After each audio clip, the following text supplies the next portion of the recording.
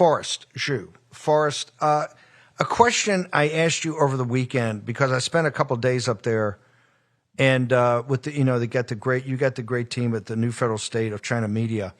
Is the black hand of the Chinese Communist Party partly in back of what we're seeing on the streets of New York right now in this whole Mandambi situation, sir?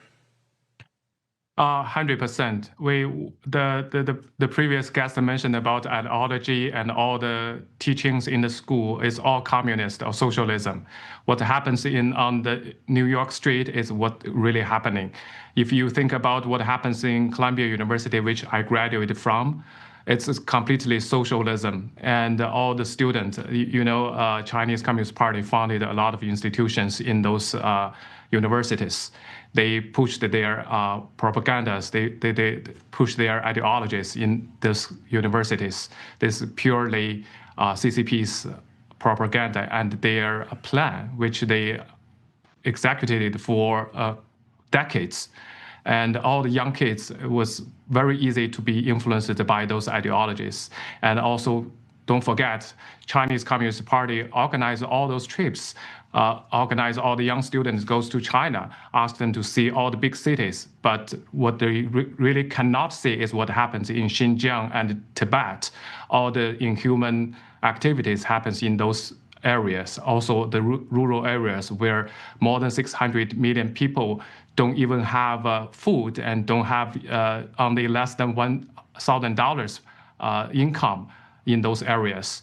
Those are the situations in China where the foreign student cannot see when they go to China, because the Chinese Communist Party controls media, controls all the travel plans for you, even the hotel you're living in. Those students won't know the truth. They won't know the fact. So, Forrest, Columbia is one of the biggest, as we've laid Jackie out in this thing.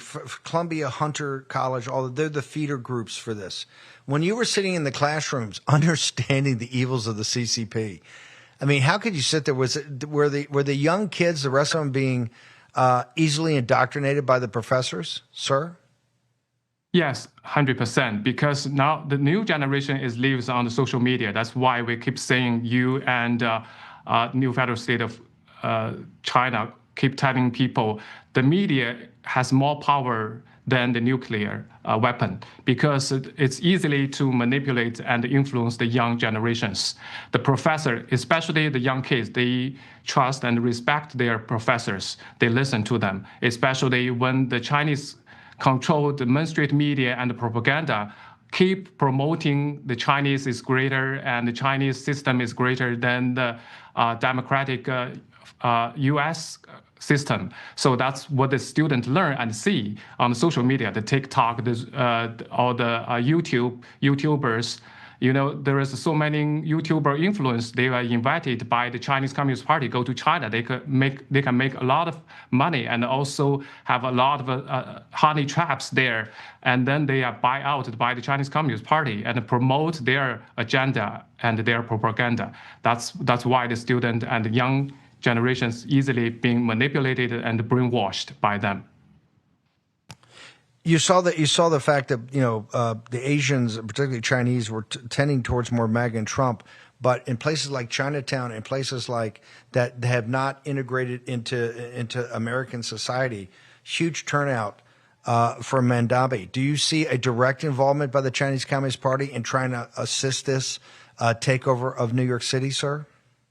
Absolutely. We see this, a couple of days ago, we have this indictment, I believe, for the New York State governor's assistant, and a couple of them, the situation. The Chinese Communist Party, when there is a commercial group and also a Chinese group, they always utilize, even in Columbia University, the student union, they will fund those student union and to promote their propaganda. They promote all the activities and organize them. Let's see if the Chinese official visit New York City, they will organize this student, pay them to go to welcome those officials, and all the activities they support. The CCP definitely behind a lot of activities in New York City, that's for sure.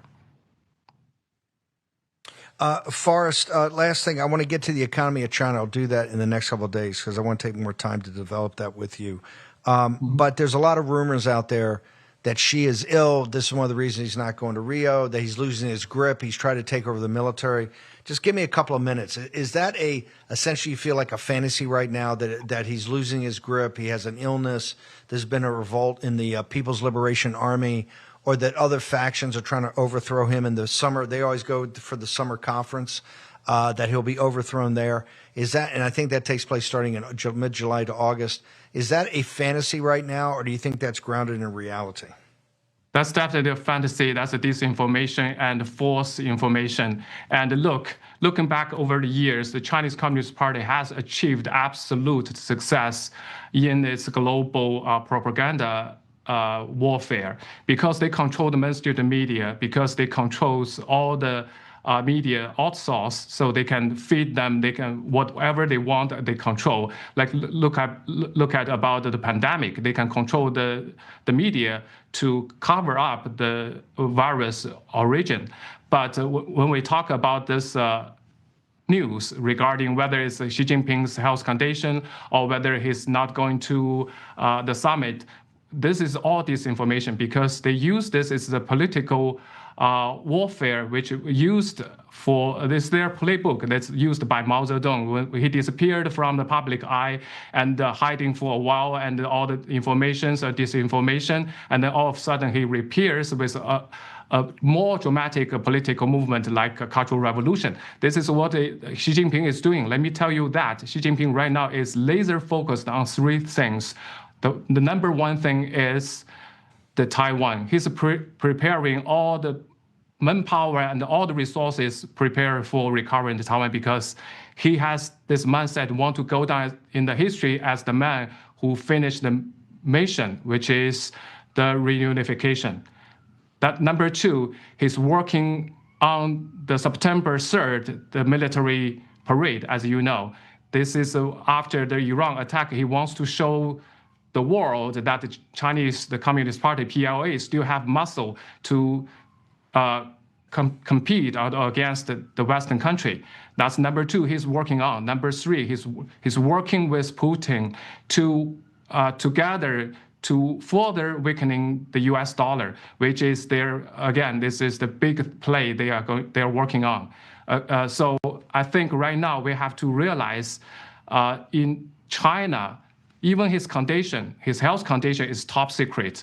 No other Western media or just a regular journalist can learn this. So if there is any information, they want to distract you, they want to deceive you, and they want to take more time, gain more time to prepare for their next big move. That's what they are doing right now.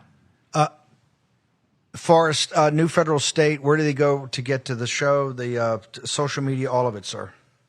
Yeah, they can find us on NFSC, on Gettr, NFSC Speaks, and NFSC TV on Gettr. Thank you, Forrest. Fantastic analysis. You heard Forrest talk about the three strategies. Number one, the Taiwan, the putting Taiwan back together. Two is the military, which we'll have to use on the Taiwan situation. Three was the dollar. Sign up for free and be part of the movement. It isn't just an app. It isn't just a social media platform. It's a community. Download Gettr right now.